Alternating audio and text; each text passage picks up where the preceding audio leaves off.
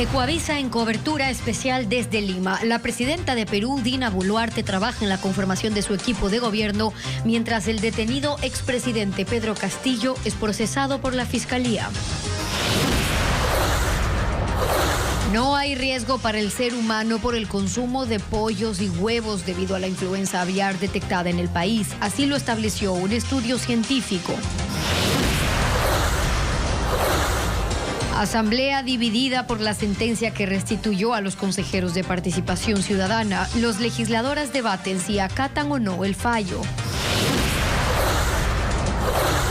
Hay terror en Yaguachi. Acribillan a 4 personas, 2 de ellas con antecedentes penales, y entre las víctimas colaterales también están una profesora y su sobrino. Amigos, ¿cómo están? Bienvenidos a Televistazo. Hoy vamos a empezar con la noticia que se genera desde Perú tras la destitución de Pedro Castillo y la juramentación como presidenta de Dina Boluarte. Estefi, hola. ¿Qué tal, Gaby? Y amigos, muy buenas tardes. Hay expectativa en el país vecino tras la crisis política que se desató este miércoles. Les contamos.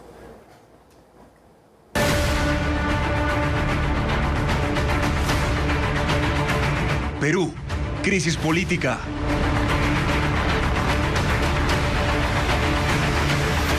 En el segundo día de Dina Boluarte como presidenta de Perú, hoy llegó hasta la Casa Presidencial y se refirió a los temas pendientes. Vamos a hacer por eso un enlace en vivo con Jacqueline Rodas, nuestra enviada especial que está ya en Lima, para que nos cuente algunos de estos detalles. Jackie, ¿qué dijo la mandataria sobre las relaciones con países de la región también? Sí, Estefi y amigos, buenas tardes. La nueva presidenta de Perú, Dina Boluarte, hoy ya ha asumido por completo su despacho. Desde la mañana está aquí. En este momento continúa despachando en funciones, poniendo a punto que va a ser su gobierno a partir de ayer que fue juramentada. Más temprano permitió el acceso de la prensa. Nos han dicho los colegas locales que esto no es muy común, hoy hubo mucho acceso, y salió a conversar con nosotros. Un poco respondió a algunas preguntas, no tantas, sobre todo las de la prensa internacional, y ha hecho un llamado a que le den una tregua mientras organiza su administración. Ha pedido incluso a la prensa local que le den una tregua. También aquí hubo preguntas respecto de los varios llamados a adelanto de elecciones. Ella tenía previsto, según su discurso de ayer, quedarse en el poder hasta el final, que sería en el año 2026, pero hay varias voces que piden que haya elecciones para nuevas autoridades. Y como tú me preguntabas sobre el tema regional, también ella se refirió. Recordemos que el tema de la Alianza del Pacífico ya se suspende 2 veces, una porque Pedro Castillo, el ahora presidente destituido o expresidente, no podía salir del país, y ahora por la crisis política. Ecuador tiene mucho interés en la Alianza del Pacífico por ser un miembro activo de esta organización. Aquí un informe sobre lo que fue esta mañana de la presidenta de Perú. Este jueves el Palacio de Gobierno en Lima amaneció custodiado por policías y militares a la espera de la presidenta de la República, primera mujer en llegar al poder en la historia de Perú. Arribó poco antes de las 9 de la mañana. Dina Boluarte saludó a la prensa e ingresó a su despacho. Luego salió al denominado patio de honor para responder 3 preguntas. Habló de la inestabilidad y los pedidos de adelanto de elecciones. Miren, yo sé que hay algunas voces que indican adelanto de elecciones y eso democráticamente es respetable. Creo que la asunción de la presidencia en esta oportunidad es un poco reorientar lo que hay que hacer con el país. Más adelante, en coordinación con todas las organizaciones, estaremos viendo alternativas de mejor reorientar los destinos del país. También dio una mirada regional. No se refirió al presidente de Ecuador, pero sí al de México. Le saluda Jacqueline Rodas de Ecuavisa desde Ecuador. Había la reunión de la Alianza del Pacífico este 14 de diciembre. Se ha suspendido. ¿Qué va a pasar para Ecuador? Esto era de interés. Y de paso saber su opinión sobre nuestro presidente Guillermo Lasso. ¿Cómo va a ser la conformación ideológica ahora en la región? ¿Va a cambiar? Sabemos que usted es una presidenta de izquierda, y sobre todo el tema de la Alianza del Pacífico. Las relaciones con los países de la región tienen que seguir siendo las más idóneas, las más hermanadas, y lo que hemos tenido conocimiento la entrega pro tempore que iba a ser este 14 de diciembre. Ya estamos reuniéndonos con la vicecanciller para poder tomar nota. Creo que solamente está corriendo en el tiempo, o como ahora ya no hay una vicepresidenta que pueda quedarse al cuidado del despacho presidencial y pueda viajar a recibir este encargo tan importante para Latinoamérica, esperemos que en todo caso el presidente AMLO, como había ofrecido venir al Perú, se pueda cumplir esto. Acá lo vamos a esperar con los brazos abiertos y con el cariño de todos los peruanos, y si no, estaremos haciendo vía Zoom la entrega de la presidencia pro tempore para el Perú. Muchas gracias, buenos días, buenas tardes, hasta luego. Ahora la expectativa se centra en quiénes conformarán su gabinete tras su discurso conciliador y su oferta de incluir varias tendencias. Aquí se da por hecho que asumió el cargo con la veña de la oposición. Boluarte dijo que aún no tiene el nombre de quien será su jefe del Consejo de Ministros. Y un capítulo paralelo es el del expresidente Castillo, que ayer pasó su primera noche en prisión en una cárcel de aquí de Lima, que por cierto ahí también está el expresidente Alberto Fujimori. Hoy hubo una audiencia porque él tiene una prisión preventiva de 48 horas y la Fiscalía pretende que ésta se alargue mientras se instaura un proceso penal por los delitos de rebelión y conspiración. A continuación, un informe sobre lo que es la situación judicial del expresidente Pedro Castillo. Esta mañana la justicia peruana realizó una audiencia para evaluar la detención del exmandatario Pedro Castillo, quien tras ser destituido por el Congreso ayer fue capturado por la Fiscalía. El organismo abrió una investigación en su contra por el delito de rebelión y alteración del orden constitucional. Anoche un equipo del Ministerio Público realizó varios allanamientos. Ingresaron al Palacio de Gobierno, a la sede del Consejo de Ministros y a las oficinas de varios ministerios en busca de documentos, computadoras y otros elementos como parte de esta indagación. Todo esto ocurrió luego de que Castillo, anticipándose a una sesión del Legislativo con miras a su destitución, anunciara en cadena nacional la disolución temporal del Parlamento, provocando un terremoto político en el país. Al no existir una base constitucional, la medida fue rechazada por sus ministros. Los parlamentarios realizaron la votación programada y esto derivó en la destitución del mandatario, quien luego intentó buscar refugio en la Embajada de México, pero fue detenido y llevado a la prefectura de Lima. Las autoridades trasladaron a Castillo en helicóptero al penal de Barbadillo, donde también está recluido el exmandatario Alberto Fujimori. Allí permanecerá hasta mañana. Se espera que para entonces la Fiscalía pida 10 días más de prisión para Castillo, quien ya tenía otras 6 investigaciones en su contra por casos de corrupción.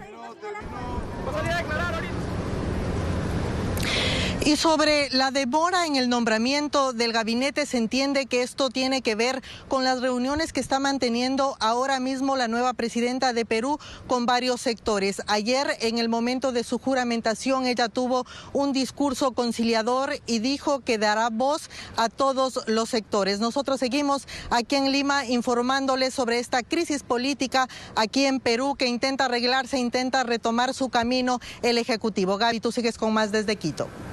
Gracias, Jackie. Nos mantenemos pendientes a lo que ocurre en el vecino país.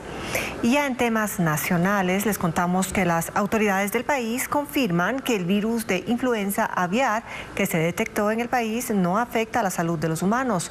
Los avicultores llaman a los productores a notificar responsablemente si identifican muertes de las aves o eventuales anomalías en sus granjas. Byron Andino nos explica la situación.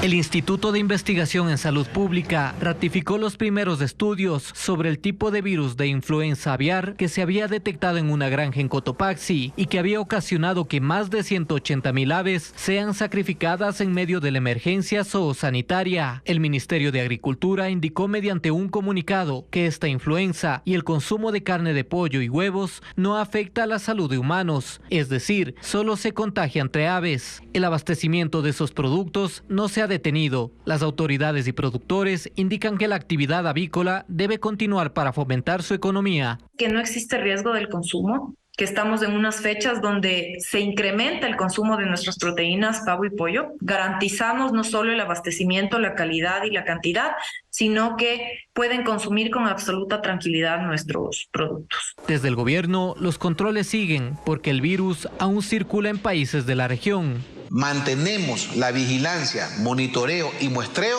en la zona del cerco epidemiológico, así como el despliegue de técnicos en territorio a nivel nacional. Los avicultores del Ecuador también han implementado medidas para prevenir contagios de influenza en estos animales. Evitan y controlan mucho más el ingreso de aves silvestres, que personas ajenas a la granja ingresen. Desde el ministerio han continuado con la limpieza y desinfección de las instalaciones de la granja en que se detectó el brote en Cotopaxi para lograr la erradicación del virus. Y ante el repunte de infecciones respiratorias en el Ecuador, es obligatorio la mascarilla, el uso de la mascarilla. Ana María Palacios entrevistó a expertos que nos explican también cuáles son las causas y las recomendaciones para prevenir más contagios.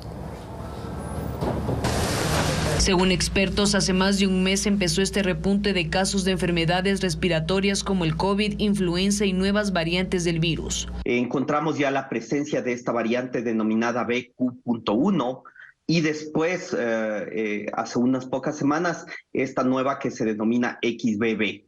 Estas variantes son aquellas que han estado causando picos de infección en otros países del mundo. Una de las causas es por la falta de vacunación en la población. Tenemos uno de los peores niveles comparados con nuestros vecinos, como por ejemplo Perú, como por ejemplo Chile, como por ejemplo Uruguay, de tercera dosis, es decir, de la dosis de refuerzo. Peor aún de las cuartas dosis. ¿Pero qué hacer si presentar algún síntoma? Quedarme en casa, no ir a trabajar.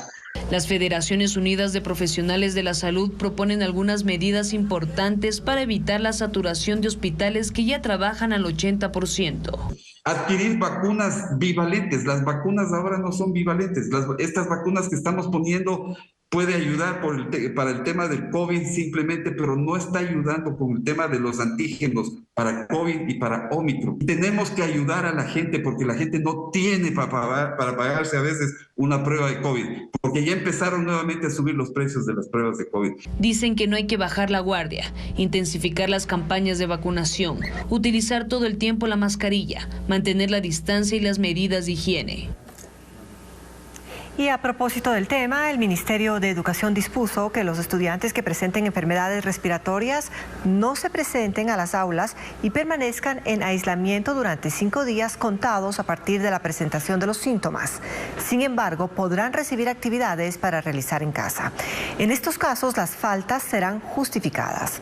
Además, el personal educativo deberá acudir a los centros de salud para someterse a pruebas de detección de COVID e influenza, según informó la entidad en un comunicado de prensa.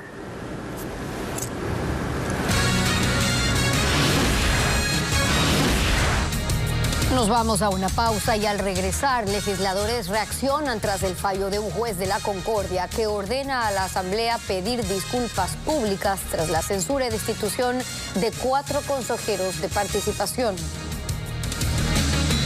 Las noticias para ustedes a esta hora. Los bloques que votaron por la censura y destitución de los 4 vocales del Consejo de Participación Ciudadana rechazan el fallo judicial que les restituyó en funciones. Mientras tanto, los que rechazaron el juicio exigen al presidente de la Asamblea que cumpla el fallo judicial y que coloque una placa con las disculpas públicas.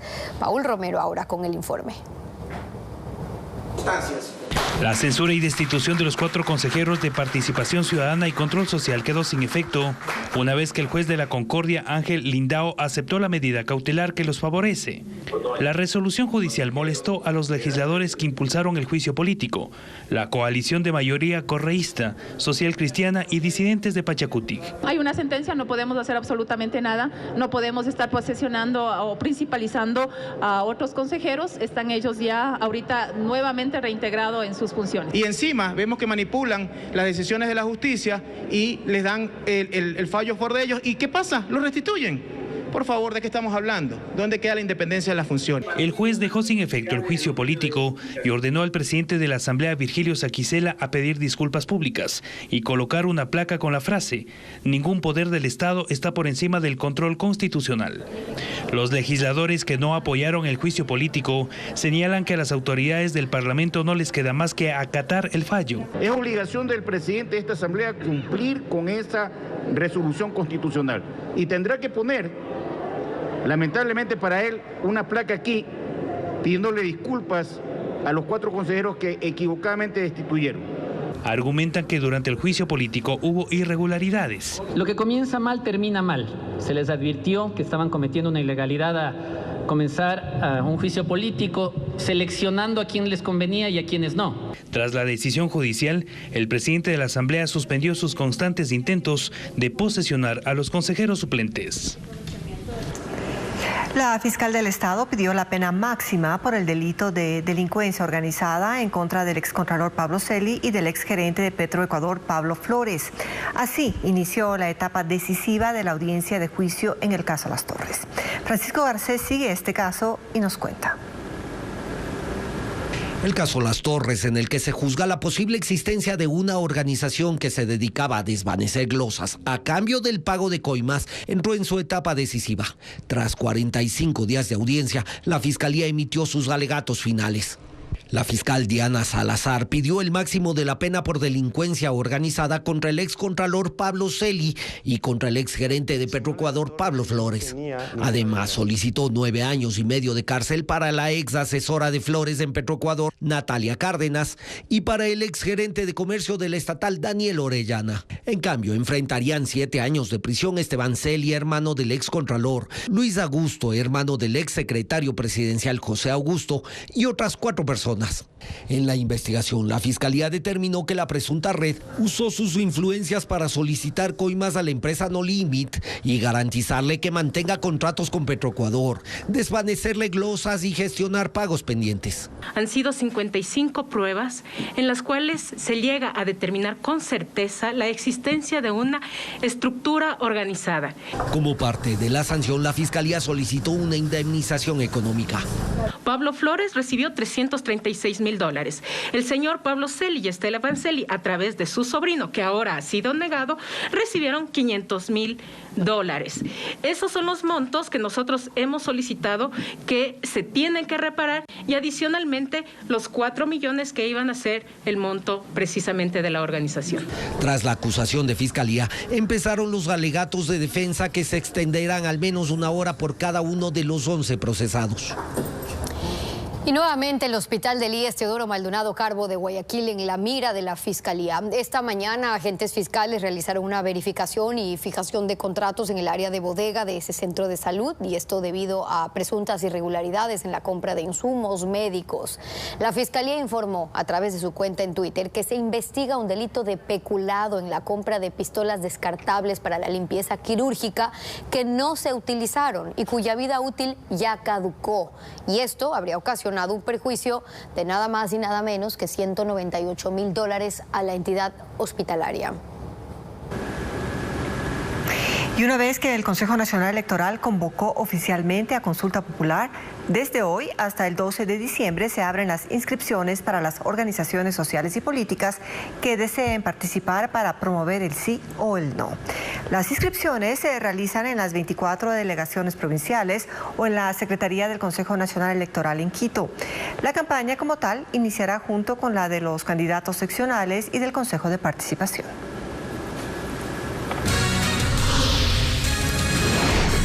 Y más adelante en Televistazo, la policía investiga múltiple crimen en Guayas. 4 personas fueron acribilladas anoche en el cantón Yaguachi cuando estaban en una vía. Ya le mostramos. Seguimos con más noticias. Una noche de terror vivieron los habitantes de Yaguachi, esto luego de que sicarios asesinaron a varias personas. Merlin Ochoa viajó hasta el lugar. Adelante, Merlin. ¿Qué tal? ¿Cómo están? Muy buenas tardes. Me encuentro a pocos pasos de la puerta principal de la Fiscalía de Yaguachi en la provincia del Guayas y justamente aquí fueron asesinadas 4 personas la noche del miércoles. Según la policía, 3 de ellas tenían antecedentes penales por tráfico de drogas y otros delitos, pero los uniformados también confirmaron que una de las víctimas era una profesora de este cantón. Les tenemos preparado un informe. La escena era terrorífica. 3 cadáveres quedaron tendidos en el suelo y otro dentro de un auto. Las víctimas fueron acribilladas por varios sujetos. En medio de la emergencia, algunos moradores grabaron cómo quedaron los cuerpos. 2 mujeres, 2 varones habrían estado reunidos en este lugar en un vehículo y una motocicleta. En el lugar son sorprendidos por 2 motocicletas con 4 ocupantes quienes habrían disparado en contra de estas personas, causando la muerte instantánea. Al parecer serían 2 armas cortas las que utilizaron para el hecho delictivo. El múltiple crimen se registró anoche en el cantón Yaguachi, provincia del Guayas. Según las primeras investigaciones, en el lugar estaban reunidas 5 personas, una de ellas dentro de un carro. El resto se encontraba junto a una moto cuando llegaron los sicarios en 2 motocicletas con 2 ocupantes cada una y empezaron a disparar. 3 de las 4 personas fallecidas tienen antecedentes penales. ¿Por qué delitos? Tienen delitos por tentativa de asesinato, por robo, por tráfico de sustancias sujetas a fiscalización, por lesiones. En este caso, ¿habrían víctimas colaterales? Durante la investigación se podrá determinar lo que usted acaba de indicar, en virtud de que se encontraban reunidas las personas en el instante que se suscitó el evento, entonces había que determinar por qué se encontraban en el punto las personas. Una de las víctimas era profesora de una escuela. Fuimos hasta el establecimiento, pero las clases estaban suspendidas. Además de la docente, también fue asesinado su sobrino, mientras la madre de la maestra resultó herida. Según testigos, los disparos estaban dirigidos a alias La Diabla y su pareja que estaba dentro del vehículo estacionado, pero los proyectiles alcanzaron a las otras personas. Y siguen las muertes violentas. Tras el asesinato de un hombre en la vía Durán-Tambo, extraoficialmente se conoce que la víctima se desempeñaba como asesor jurídico de un candidato a la alcaldía de ese cantón del Guayas. Vamos a ver ahora un informe. El atroz crimen ocurrió anoche. La policía acudió hasta el kilómetro 9 de la vía Durán-Yaguachi, donde quedó el vehículo baleado con el cuerpo de un hombre. La víctima circulaba por esa carretera cuando fue interceptada por varios sujetos que le dispararon en al menos 17 ocasiones. El fallecido fue identificado como Javier Zambrano Gilces, de 42 años, y según información preliminar de la policía, se desempeñaba como asesor jurídico de un candidato a la alcaldía del cantón Durán, provincia del Guayas. Sus familiares llegaron hasta el sitio y hablaron con los uniformados como parte de las investigaciones. Indicaron que Zambrano vivía en la vía Salitre Daule y estaba en casa cuando recibió una llamada. Luego fue a pedirle prestada la camioneta a un amigo y salió. Los moradores de la zona quedaron alarmados por lo sucedido. Aquí siempre ha habido robos y todo, pero nunca hemos visto eso que han asesinado a nadie por aquí. Siempre andan motos, todo, pero nunca hemos visto que han matado a alguien. Eso es primera vez en la vida. El cadáver de Zambrano fue trasladado hasta la morgue, mientras continúan las investigaciones para determinar los motivos de su asesinato, pues en la función judicial no registra antecedentes penales. Un video de una cámara en el casco de un motociclista reveló el alto nivel de violencia con la que actúan los asaltantes en el sector de los túneles en el centro de Quito. En el último atraco, un policía intervino, pero el delincuente disparó contra el uniformado y huyó. Alex Ceballos nos trae el informe. Ocurrió aquí en el sector de San Diego, en el centro de Quito. Miremos las imágenes cuando un conductor de un taxi es atacado por un sujeto que rastrilla el arma y lo apunta. En ese momento, un policía que pasaba por la zona observa la situación e interviene.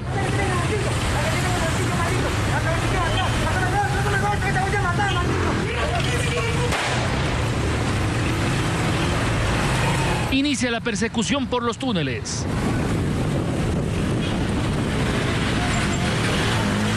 El jefe de policía, coronel Patricio Vargas, manifiesta que están tras la pista del asaltante. En este caso puntual, como ya hemos identificado en otros casos, les vienen haciendo seguimiento desde la parte sur, vienen levantando perfiles, ¿no? Viendo quién es la persona que está distraída, que está con el celular en la mano, que está con el vidrio bajado. Entonces, bueno, también es importante que la ciudadanía eleve el nivel de alerta. Todos los días los conductores reportan robos en el sector. La policía anuncia nuevas medidas y estrategias para reducir los niveles de inseguridad. La ciudadanía está a la espera.